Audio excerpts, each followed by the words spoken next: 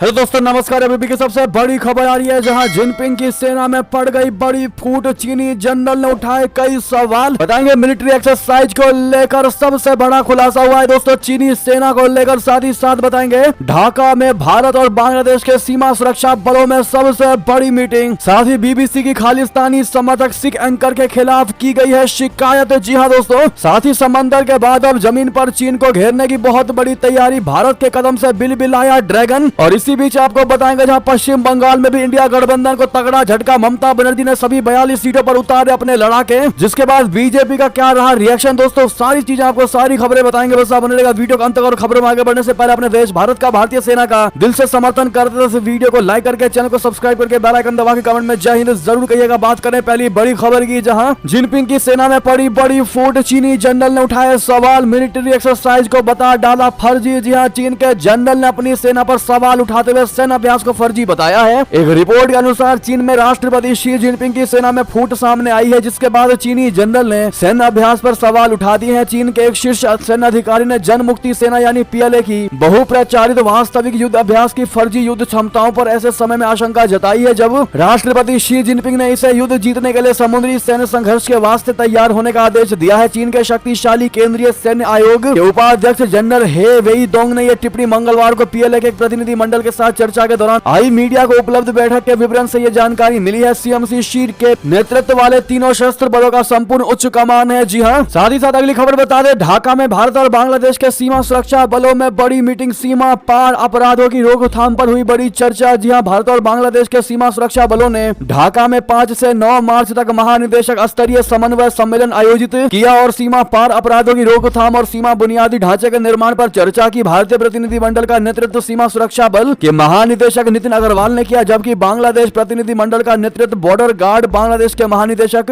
Major general Mohammad अशरफुजमा Siddiqui ने किया। भारत और बांग्लादेश के बीच महानिदेशक स्तर की वार्ता हर साल 2 बार आयोजित की जाती है, एक बार भारत में और एक बार बांग्लादेश में। भारत और बांग्लादेश एक सभ्यतागत विरासत और कई कारकों को साझा करते हैं, जो वस्तुतः बातचीत के पूरे स्पेक्ट्रम को कवर करते हैं, जो पड़ोसियों के लिए संभव है। अगली खबर बता दें, बीबीसी की खालिस्तान समर्थक सिख एंकर के खिलाफ की गई शिकायत। दरअसल प्रवासी भारतीय समुदाय के कई सदस्यों ने हाल में एशियाई नेटवर्क में शामिल हुए एक ब्रिटिश सिख प्रस्तोता के कथित खालिस्तान समर्थक अलगाववादी विचारों को लेकर चिंता व्यक्त की है और बीबीसी से शिकायत की है। लेखिका और शिक्षिका जसप्रीत कौर ने इस महीने की शुरुआत में ब्रिटिश ब्रॉडकास्टिंग कॉर्पोरेशन के एशियन नेटवर्क चिल में काम शुरू किया था। सार्वजनिक प्रसारक में अपनी नई भूमिका की घोषणा करते हुए कौर ने सोशल मीडिया पर एक बयान में कहा था कि शांत रहने के लिए समय निकालना चाहे आपके लिए इसका जो भी मतलब हो बहुत महत्वपूर्ण है। कौर के इस बयान के तुरंत बाद सोशल मीडिया पर कुछ साल पुरानी उनकी पोस्ट प्रवासी भारतीयों के बीच प्रसारित होने लगी। प्रवासी भारतीयों ने कौर के कथित अलगाववादी विचारों को लेकर चिंता व्यक्त की। बीबीसी के भारतीय मूल के नए अध्यक्ष समीर शाह को संबोधित ऐसी ही एक शिकायत में कहा गया है कि मुझे आपके संज्ञान में यह तथ्य लाना चाहिए कि आपकी संस्था चरमपंथियों को प्रस्तोता के रूप में नियुक्त कर रही है। इसमें कहा गया है कि सिख समुदाय में जसप्रीत को खालिस्तान के रूप में जाना जाता है। वो सोशल मीडिया में अपनी पोस्ट में खुलेआम खालिस्तान हैशटैग का इस्तेमाल करती है। जी हाँ दोस्तों, अब ऐसे में इस बीबीसी की खालिस्तानी समर्थक रिपोर्टर के खिलाफ शिकायत दर्ज की गई है। नेक्स्ट खबर बता दें, पीएम मोदी ने अरुणाचल प्रदेश में किया विश्व की सबसे लंबी सुरंग का उद्घाटन। जी हां, प्रधानमंत्री नरेंद्र मोदी जी ने असम के काजीरंगा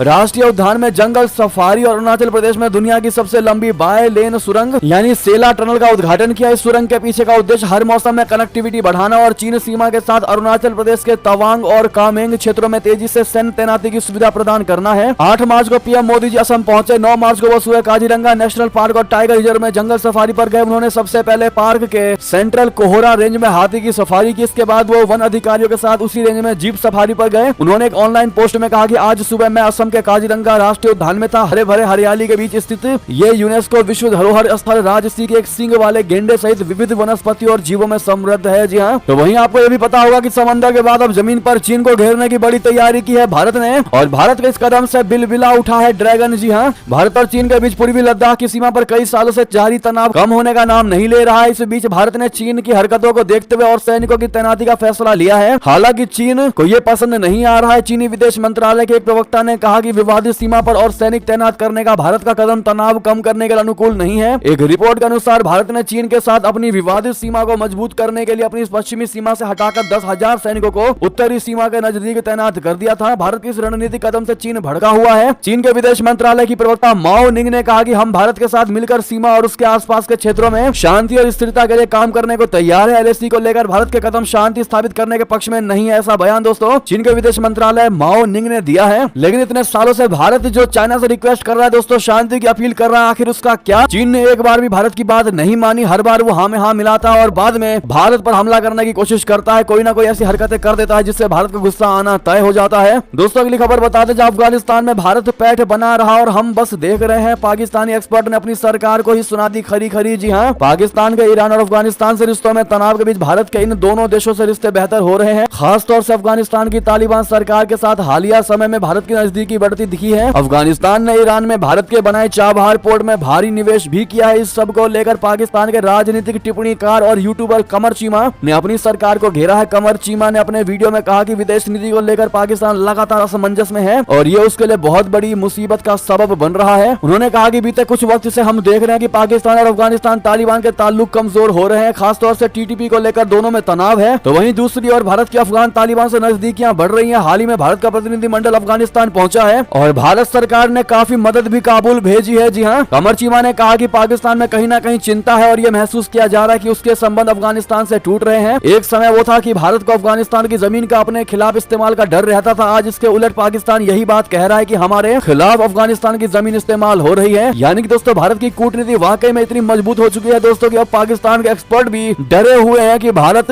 अपनी कूटनीति से हर जगह संबंध स्थापित कर रहा है और जिनके साथ पाकिस्तान के संबंध अच्छे थे उनके साथ पाकिस्तान की दुश्मनी होती नजर आ रही है। और इसी को लेकर पाकिस्तानी एक्सपर्ट, पाकिस्तान की सरकार गुस्से में और टेंशन में नजर आई है। ऐसे में इसका सबसे बड़ा श्रेय आप किसको देना चाहेंगे दोस्तों? कमेंट में लिखकर अवश्य बताइएगा। साथ में अगली खबर आपको बताते हैं, जहां आखिर फैजल खान कौन है जिसने भारतीयों को रूसी सेना में फंसाया? यूट्यूबर पर है पॉपुलर धर्मांतरण का भी आरोप। जी हाँ, रशिया यूक्रेन युद्ध में धोखे से भेजे जाने के बाद 2 भारतीयों की मौत होने पर एक भारतीय शख्स की भूमिका को लेकर सवाल उठ रहा है। मीडिया रिपोर्ट्स में दावा किया गया कि इस शख्स की पहचान फैसल अब्दुल मुतल्लिब खान के रूप में की गई है, जो एक भर्ती एजेंसी और बाबा ब्लॉग्स का नाम का एक लोकप्रिय यूट्यूब चैनल चलाता है। मीडिया रिपोर्ट्स के अनुसार फैसल ने कथित तौर पर कई भारतीय लोगों को रूसी सेना में गैर लड़ाकू यानी नॉन कॉम्बैट कैटेगरी में जॉब देने का वादा करके रूस भेजा था। हालांकि उनमें से कई को बाद में युद्ध में धकेल दिया गया। इंडियन एक्सप्रेस की रिपोर्ट के मुताबिक सितंबर 2023 में यूट्यूब पर अपलोड किए गए वीडियो में फैसल को सेंट पीटर्सबर्ग की सड़कों पर चलते हुए रूसी सेना में शामिल होने के फायदे बताते हुए सुना जा सकता है। वहीं से दोस्तों इसको पकड़ा गया है, इसके इसी बातों से, इसी लक्षण से। बहरहाल इसकी जांच चल रही है, देखते हैं क्या निकलकर सामने आता है। नेक्स्ट खबर बता दें, मालदीव गिन गिन कर बना रहा नया दोस्त। चीन के बाद तुर्की भारत के खिलाफ क्या है इसकी नई चाल? दरअसल भारत से तनाव के बीच मालदीव गिन गिन कर अपनी दोस्ती का दायरा बढ़ा रहा है। चीन से रक्षा समझौते पर हस्ताक्षर के बाद मुइजू ने इस्लामिक देश तुर्की से नई डील की है। तुर्की से नई डील में मोहम्मद मुइजू ने पहली बार सैन्य ड्रोन की खरीद की है। गौर करने वाली बात यह है कि मालदीव का यह कदम भारतीय सैनिकों की वापसी से पहले आया है। मालदीव से भारतीय सैनिक 10 मई तक भारत वापस आ जाएंगे। इससे पहले मुइजू ने भारतीय सीमा पर निगरानी के लिए सैन्य ड्रोन खरीदे हैं। ऐसी खबर है कि अगले सप्ताह से मालदीव इन ड्रोनों का संचालन भी शुरू कर लेगा। जी हाँ, साथ ही अगली खबर बता दें, पाकिस्तान का राष्ट्रपति बनने पर जरदारी को शी जिनपिंग ने दी बधाई। कहा हमारी दोस्ती दुनिया की पसंद। जी हाँ, चीन के राष्ट्रपति शी जिनपिंग ने आसिफ अली जरदारी को पाकिस्तान का राष्ट्रपति चुने जाने पर बधाई दी। उन्होंने कहा कि फौलाद जैसी मित्रता इतिहास की पसंद है और विश्व में मौजूदा बदलाव के मद्देनजर इन संबंधों का रणनीतिक महत्व और बढ़ गया है। जिनपिंग ने इससे पहले शहबाज शरीफ को पाकिस्तान का प्रधानमंत्री चुने जाने पर बधाई दी थी। जिनपिंग ने जरदारी से कहा कि चीन और पाकिस्तान अच्छे पड़ोसी, अच्छे दोस्त, अच्छे साझेदार और अच्छे भाई हैं। दोनों देशों की फौलाद जैसी दोस्ती इतिहास की पसंद और दोनों के लिए एक अनमोल खजाना है। तो वहीं दोस्तों इमरान खान ने राष्ट्रपति चुनाव को बताया असंवैधानिक,